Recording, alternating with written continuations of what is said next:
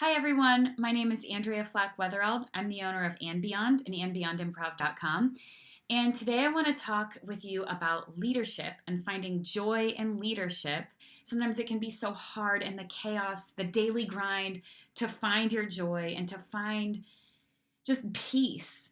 And if that's you, then I'm really glad you're here because I'm excited to teach you the proactive forgiveness process. And if that's not what you were expecting me to say, I hope you will hang in here with me because I'm telling you that forgiveness is the birthplace of joy. And it's also the foundation upon which the culture that you want at your company can be built and can be strong and lasting and sustainable. So that's what we're going to be talking about today, forgiveness and how it is the birthplace of joy for you as a leader, even in the midst of chaos and struggle and frustration. And as always, I'm going to be using mindful improv as our lens for unpacking this topic.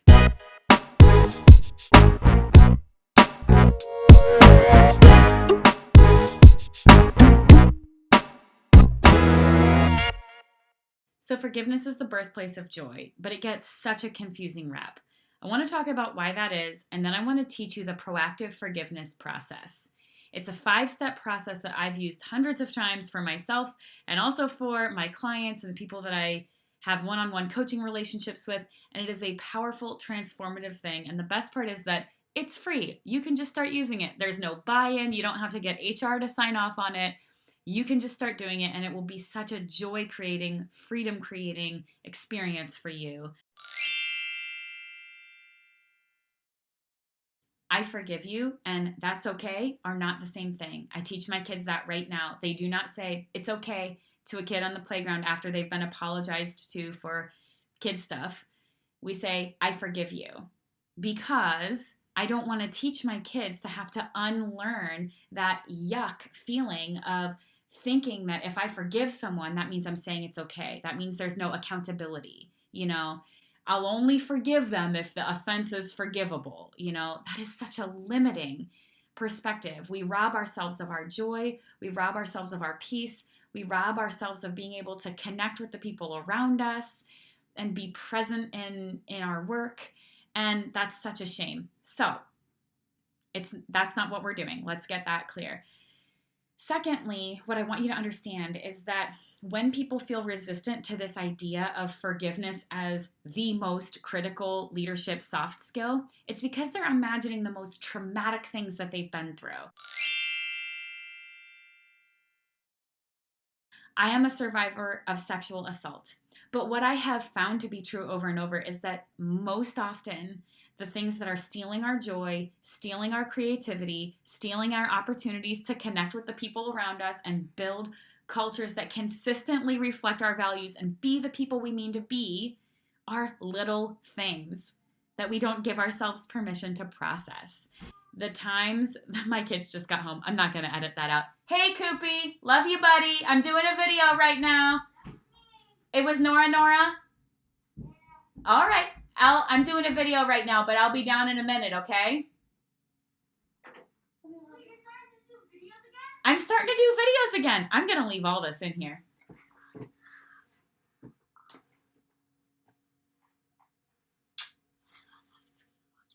You can watch a treat. You can't watch a video, but you can do Mario if you want. You can watch a treat. You can have a treat. Did I say watch a treat? I mean to say watch a treat. Hashtag MOMTREPRENEUR. My grandmother told me around the time that the first company I tried to get off the ground, it was a startup, conversation for another time, it failed. And she told me that she wasn't surprised because I was doing a man's job. Ouch. Because of her age and mainly just because of her age. I never went to my therapist to be like, this happened. My grandma said this to me. It was like, all right, let it go, let it go, let it go. But guess what? I needed to process that because there was a limiting belief in there. That got to me in the sense of what if I'm not capable? What if I'm not capable of success? That, of course, was not true. I just needed to try again. And failure is a part of a lot of entrepreneur stories. So, without further ado, I want to teach you the proactive forgiveness process. Step 1 is allow and acknowledge whatever feeling you're having. So this means you're driving into work, you're feeling knotted up. Instead of blasting the radio and trying to put all of that out of your head, there's a time and a place for distraction. But for right now, our purposes are we're going to deal with it. We're going to figure out what's going on here, and we're going to get into real alignment so you can find real joy instead of fleeting temporary happiness, okay? So instead of distracting yourself, what are you feeling? What feeling is it? Is it jealousy? Is it resentment? Is it shame? Sometimes it's, I just yelled at my kids and now I feel bad, you know? What is it? What feeling are you having? So make space, allow and acknowledge those feelings. Number 2 is choose curiosity instead of judgment.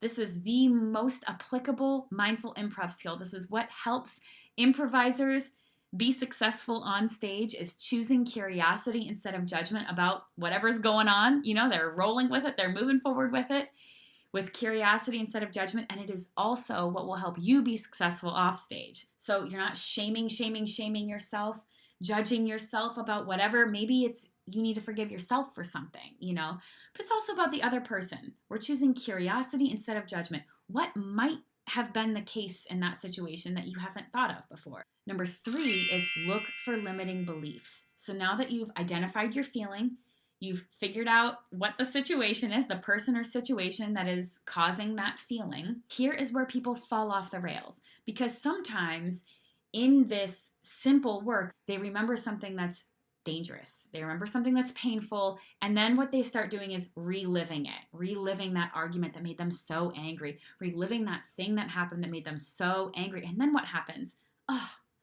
Shame, hatred, self-righteousness. Instead of that, we're going to look for limiting beliefs. What did I start believing was true about me or about that other person because of that situation?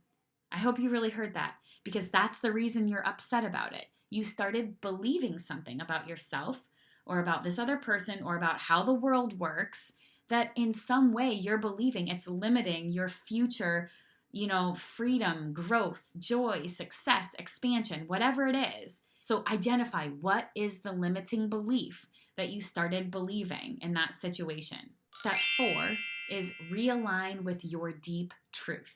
Okay, what do you know is ultimately true? Yes, I witnessed an opportunity for growth in that person. I witnessed something that was wrong or unprofessional or unhelpful or whatever. And we are all more than the worst things about us. We're all more than the irritating things we do. We're all more than our shortcomings. This is a whole person that I'm talking about. And it is possible and safe to build something amazing with somebody imperfect. In fact, that's the only way anything gets built, right? We are all imperfect, and you can still build something with this person. Now, if you're feeling a lot of resistance hearing me say that, it might be because you're getting some clarity on the need to set some new boundaries, or the need to clear the air, or the need to maybe even fire this person. And that doesn't change how applicable this process is for your situation. It is safe to remember that this person, in improv, we say your scene partner is a creative genius. So they can be sexist and still a creative genius, meaning creative in the sense of like capable of building amazing things in the world. I have struggled with racism in my life without even realizing it. I have had so much learning to do. That didn't mean that I wasn't capable of contributing love in the world. It meant I had growing to do, and I needed to humble myself to learn and do better and challenge, you know, bias and beliefs that were in my life that I didn't even realize were there, you know.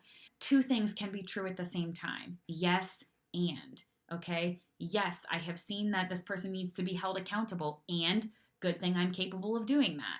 So we're going to reroute to deep truth. It doesn't mean game over. Even if this means I have to fire someone I don't want to fire because they bring in good numbers or whatever it is, yes, and it is safe for me to trust the ensemble of people that I have. If I have to fire this person, we will be okay.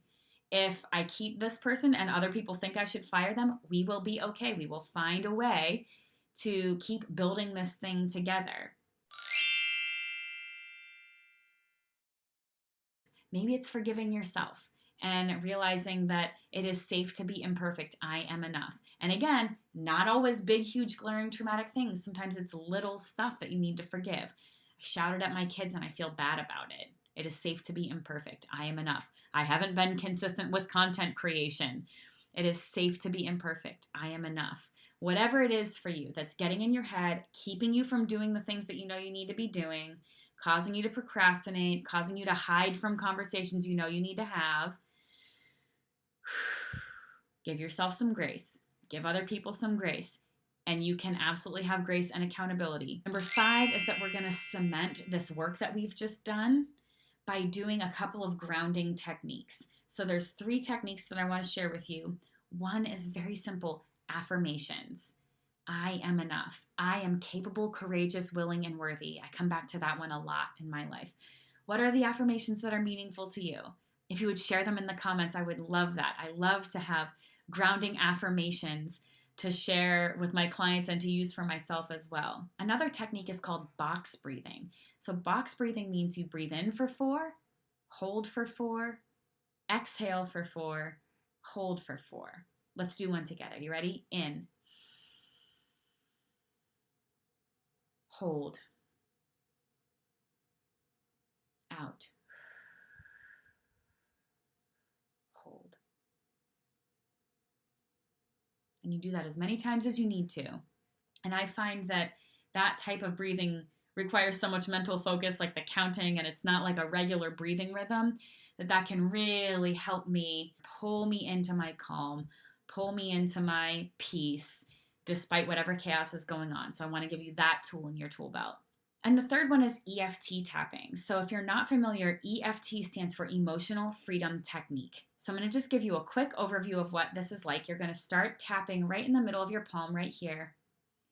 And you're going to gently tap different acupressure points on your face. So there's one kind of up here on the top of your head, one in between your eyebrows, one just below your eye, one here below your nose, on your chin.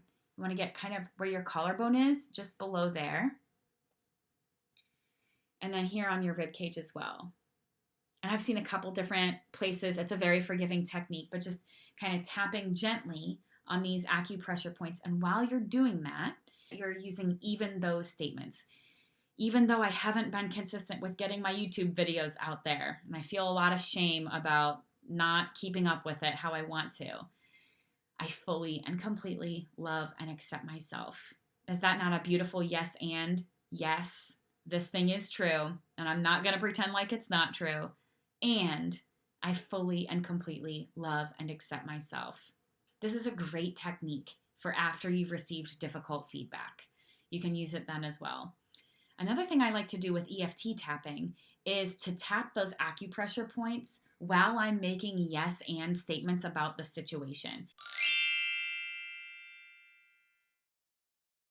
Okay, thank you so much for watching. I would love for you to subscribe to this channel, click the bell so that you get notifications when new videos come. Please leave in the comments if you have affirmations that you really love. I would love to hear them. Please put those in the comments. And lastly, I would love for you to go to my website, andbeyondimprov.com, and check out Mindful Improv. Check out the work that I've been doing with my clients.